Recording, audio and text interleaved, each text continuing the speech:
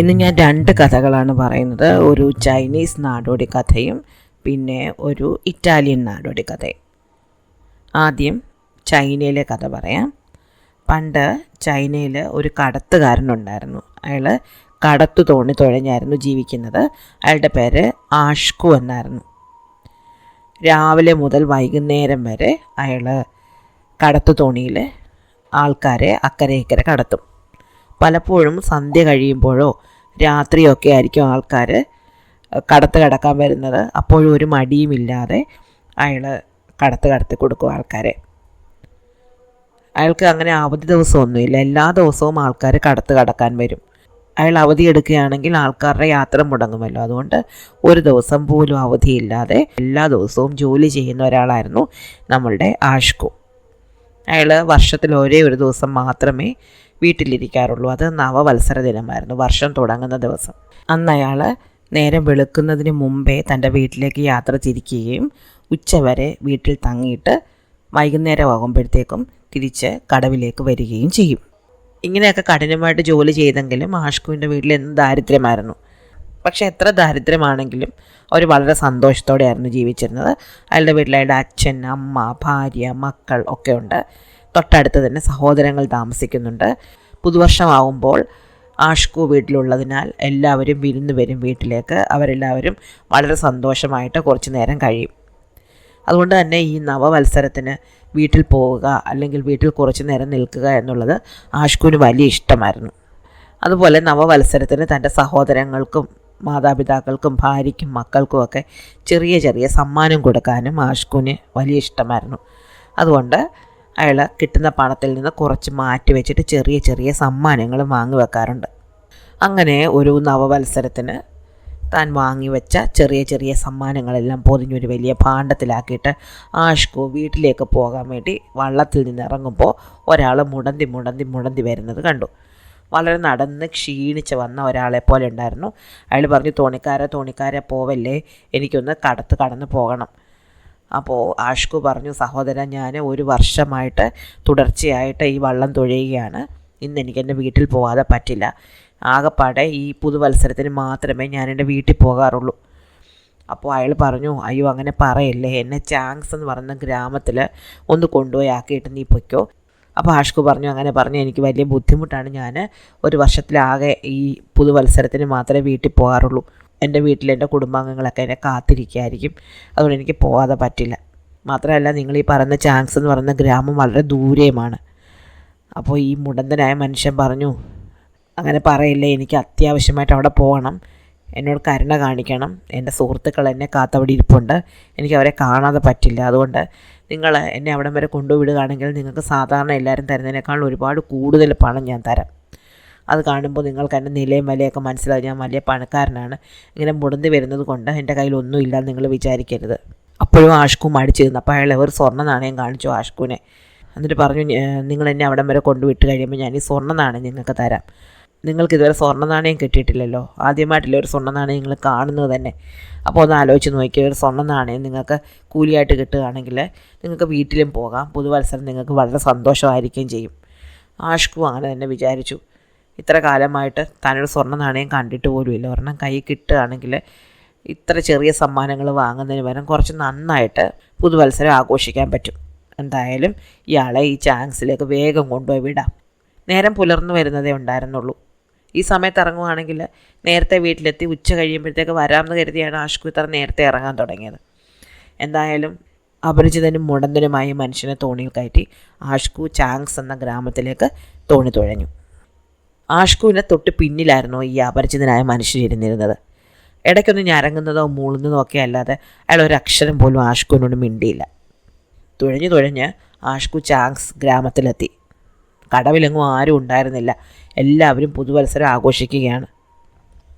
അതുകൊണ്ട് ആഷ്കു പറഞ്ഞു, സഹോദര, അതാ നമ്മൾ ചാങ്സിലെത്തി, നിങ്ങൾ വേഗം ഇറങ്ങിക്കോളൂ, എനിക്കുള്ള കൂലി തരൂ, ഞാൻ എൻ്റെ വീട്ടിൽ പോകട്ടെ. പക്ഷേ പിന്നിൽ നിന്ന് ശബ്ദമൊന്നും കേട്ടില്ല. അപ്പോൾ ആഷ്കു വീണ്ടും ഉറക്കെ പറഞ്ഞു, സഹോദര, നമ്മൾ ചാങ്സിലെത്തി, നിങ്ങൾ വള്ളത്തിൽ നിന്ന് ഇറങ്ങൂ, എനിക്ക് തിരിച്ചു പോകണം. അപ്പോഴും അനക്കൊന്നും കേട്ടില്ല. ആഷ്കു തിരിഞ്ഞു നോക്കുമ്പോൾ തൻ്റെ വഞ്ചിയിൽ കയറിയ അപരിചിതനായ മനുഷ്യൻ തോണിക്കുള്ളിൽ കിടക്കുകയാണ്. അയാൾ ഉറങ്ങുകയായിരിക്കുമെന്ന് കരുതി ആഷ്കു അടുത്ത് ചെന്ന് അയാളെ കുലുക്കി വിളിച്ചു. അയാൾ ഉണരുന്നില്ല. ആഷ്കു പിന്നെയും അയാളെ കുലുക്കി വിളിച്ചു. എന്നിട്ടെങ്ങും അയാൾ ഉണരുന്നില്ല. നോക്കുമ്പോൾ ഉണ്ട് അയാൾ മരിച്ചു കിടക്കുകയാണ്. ആഷ്കു വല്ലാതെ പേടിച്ചു പോയി. പുതുവത്സരത്തിന് കിട്ടിയ കോള് കൊള്ളാം. ആരെങ്കിലും അറിഞ്ഞാൽ തന്നെ കൊലക്കുറ്റത്തിന് ജയിലിലാക്കും. പേടിച്ചു പോയ അയാൾ ഒരു വിധത്തിൽ ആ ജഡം പൊക്കിയെടുത്ത് കടത്ത് കടവിൽ ഒരു കരിങ്കൽ തറയിൽ കിടത്തി. എന്നിട്ട് വിചാരിച്ചു ആരെങ്കിലും വരുന്നതിന് മുമ്പ് ഇവിടുന്ന് പോയി കളയാം. കൂലിയൊന്നും കിട്ടിയില്ലെങ്കിൽ സാരമില്ല, രക്ഷപ്പെടാം. അങ്ങനെ അയാളെ അവിടെ കിടത്തിയിട്ട് ആഷ്കു തിരിയുമ്പോൾ അയാളുടെ പോക്കറ്റിൽ നിന്ന് പെട്ടെന്ന് കുറേ സ്വർണ്ണ നാണയങ്ങൾ തുരുതുരാന്ന് പുറത്തേക്ക് വീണു. വഞ്ചിയിൽ അയാൾ ചാൻസിൽ കൊണ്ടുവിടുകയാണെങ്കിൽ സ്വർണ്ണ നാണയം തരാമെന്നാണല്ലോ അയാൾ പറഞ്ഞിരുന്നത്. തനിക്ക് തരാൻ വേണ്ടി അയാൾ മാറ്റിവെച്ച സ്വർണ്ണ നാണയങ്ങളായിരിക്കും ഇത് എന്ന് ആഷ്കു കരുതി. അയാൾ ആ സ്വർണ്ണ നാണയങ്ങൾ പെറുക്കി തൻ്റെ കീശയിൽ നിറച്ചു. എന്നിട്ട് തിരിച്ചു പോകാൻ ഒരുങ്ങി. വള്ളത്തിൽ കയറി വള്ളം തുഴഞ്ഞു തുടങ്ങിയപ്പോൾ ആഷ്കുവിന് ഒരു വിഷമം തോന്നി. പാവം, അയാളെ വെറുതെ തറയിൽ കിടത്തിയിട്ട് ഇങ്ങനെ പോയാൽ എങ്ങനെയാണ്? കടവിലെ കരിങ്കൽ തറയിൽ തനിക്ക് നല്ല കൂലി തന്ന ഒരു മനുഷ്യനെ ഇങ്ങനെ കിടത്തിയിട്ട് പോകാൻ ആഷ്കുവിന് ഒരു വിഷമം പോലെ തോന്നി. അതുകൊണ്ട് അയാളെ വീണ്ടും തിരിച്ച് തുഴഞ്ഞ് അയാളുടെ അടുത്തെത്തി. എന്നിട്ട് അയാളെ ഒന്ന് മൂടി വെക്കാൻ പറ്റിയ എന്തെങ്കിലും കിടപ്പുണ്ടോ എന്ന് നോക്കി. ഒരു പുതപ്പോ എന്തെങ്കിലും ഉണ്ടോ എന്ന് നോക്കുമ്പോൾ അവിടെ ഒരു കുറ്റിക്കാട്ടിൽ എന്തോ ഒരു പെട്ടി പോലെന്തോ കിടക്കുന്നത് കണ്ടു. ആഷ്കു ചെന്ന് ആ കുറ്റിക്കാട് പരിശോധിച്ചപ്പോൾ വെറും പെട്ടിയല്ല, അതൊരു ശവപ്പെട്ടി തന്നെയാണ്. ആഷ്കുവിന് വലിയ അത്ഭുതം തോന്നി. ഈ നവവത്സരം മുഴുവൻ അത്ഭുതങ്ങളാണല്ലോ എന്നയാൾ കരുതി. അയാൾ ആ കുറ്റിക്കാട്ടിൽ നിന്ന് ആ പെട്ടി വലിച്ചെടുത്തു. എന്നിട്ട് അത് തുറന്നു നോക്കിയപ്പോൾ വീണ്ടും അത്ഭുതം. അതിൽ നിറയെ നവരത്നങ്ങളും സ്വർണ്ണാഭരണങ്ങളുമായിരുന്നു. അത്രയധികം സ്വത്ത് ആഷ്കു ഇതിനു മുമ്പ് കണ്ടിട്ടേ ഇല്ല. അവശനും മുടന്തനുമായ ഒരു യാത്രക്കാരനോട് കരുണ കാട്ടിയതിന് പ്രതിഫലമായിട്ട് ദൈവം തനിക്ക് കുറേ സ്വർണ്ണ നാണയങ്ങൾ തന്നു. ആദ്യം അയാളെ അവിടെ അനാഥനായിട്ട് ഉപേക്ഷിച്ച് പോകാതെ ഒരു പെട്ടിക്കകത്താക്കാം എന്ന് കരുതി തിരിച്ചു വന്നപ്പോൾ തനിക്കിതാ അതിനേക്കാളധികം സ്വത്ത് ദൈവം തന്നിരിക്കുന്നു. ദൈവത്തിൻ്റെ കനിവല്ലാതെ മറ്റെന്താണ് എന്ന് വിചാരിച്ചുകൊണ്ട് ആഷ്കു ആ ശവപ്പെട്ടിക്കുള്ളിൽ നിറഞ്ഞിരുന്ന സ്വർണവും സ്വർണ്ണാഭരണങ്ങളും പവിഴക്കല്ലുകളും മുത്തുകളും ഒക്കെ തൻ്റെ വഞ്ചിക്കുള്ളിൽ നിറച്ചു. എന്നിട്ട് ആ പെട്ടിക്കുള്ളിൽ താൻ കൊണ്ടുവന്നിരുന്ന ആ അപരിചിതനായ യാത്രക്കാരൻ്റെ മൃതദേഹം എടുത്തു വെച്ചു. അപ്പോഴേക്ക് നേരെ നല്ലവണ്ണം വെളുത്തു.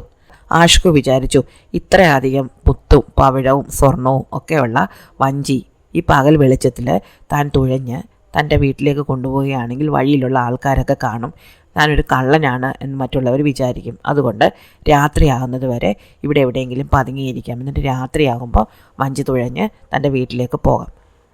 അങ്ങനെ ആഷ്കു ആ വഞ്ചി പതുക്കെ തള്ളി അവിടെ ഒരു പൊന്തക്കാടിനുള്ളിലേക്ക് കയറ്റിയിട്ടു. എന്നിട്ട് അതിൽ കിടന്ന് ഉറക്കമായി. അങ്ങനെ സന്ധ്യ വരെ ആഷ്കു അവിടെ കിടന്ന് ഉറങ്ങി. സന്ധ്യയായി, വഞ്ചി തുഴയാം എന്ന് കരുതി അയാൾ അവിടെ നിന്ന് പതുക്കെ എഴുന്നേറ്റു. അപ്പോഴാരോ വരുന്ന ശബ്ദം കേട്ടു. അതുകൊണ്ട് തൽക്കാലം അവിടെ നിന്ന് അനങ്ങേണ്ടതില്ല എന്ന് കരുതി അയാൾ വീണ്ടും ആ പൊന്തക്കാടിനുള്ളിൽ പതുങ്ങിയിരുന്നു. നോക്കുമ്പോൾ ഉണ്ട് 3 തടിയന്മാർ നടന്നു വരുന്നു. കണ്ടാൽ തന്നെ പേടിയാകും. അവർ കടവിലെത്തി. എന്നിട്ട് അവിടെ നോക്കിയിട്ട് പറഞ്ഞു, നമ്മുടെ സുഹൃത്ത് ആഹ്സാൻ ഇവിടെ എത്തേണ്ട സമയം കഴിഞ്ഞല്ലോ. അവൻ രാവിലെ വന്ന് ഇവിടെ കാത്തിരിക്കാമെന്നാണല്ലോ പറഞ്ഞത്, ഇതുവരെ കണ്ടില്ല.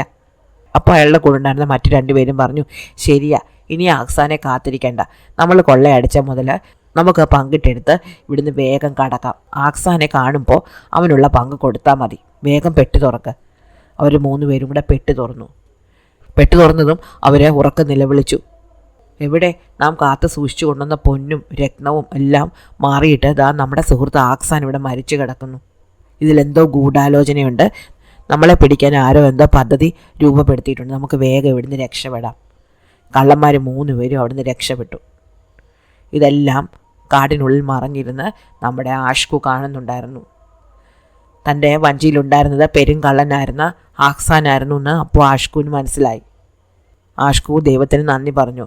ഓ ദൈവമേ, നീ എന്നെ കൊള്ളക്കാരുടെ കയ്യിൽ നിന്ന് രക്ഷപ്പെടുത്തുക മാത്രമല്ല, അവരുടെ കയ്യിലുണ്ടായിരുന്ന സമ്പത്തെല്ലാം വാരിക്കോരി എനിക്ക് നൽകുകയും ചെയ്തു. ഞാൻ ഒരിക്കലും ഈ സ്വത്ത് എൻ്റെ സ്വന്തമാക്കി അഹങ്കരിക്കുകയില്ല. ഞാൻ എൻ്റെ നാട്ടിലെ പാവപ്പെട്ട ജനങ്ങൾക്കെല്ലാം ഇതുകൊണ്ട് സഹായം ചെയ്യും. തോണി തുഴഞ്ഞ് വീട്ടിലേക്ക് വന്ന ആഷ്കുവിനെ കാത്ത് അയാളുടെ ബന്ധുജനങ്ങളും സുഹൃത്തുക്കളും എല്ലാം ഉണ്ടായിരുന്നു. എല്ലാ ദിവസവും കൃത്യസമയത്ത് വരുമായിരുന്ന ആഷ്കു അന്ന് താമസിച്ചതുകൊണ്ട് അവരെല്ലാം പേടിച്ചു പോയിരുന്നു. സാധാരണ ചെറിയ ചെറിയ സമ്മാനങ്ങളുമായിട്ട് വരുന്ന ആഷ്കു അന്ന് അവർക്കെല്ലാവർക്കും വേണ്ട വലിയ സമ്മാനങ്ങളുമായിട്ടാണ് വന്നത്. പിന്നീടുള്ള എല്ലാ പുതുവർഷങ്ങളും ആഷ്കു തൻ്റെ നാട്ടുകാർക്കും ബന്ധുക്കൾക്കും ഒക്കെ വിലപിടിപ്പുള്ള സമ്മാനങ്ങൾ കൊടുക്കുകയും അവരെ അകമഴിഞ്ഞ് സഹായിക്കുകയും ചെയ്തു. ഇഷ്ടമായ ആഷ്കുവിൻ്റെ കഥ.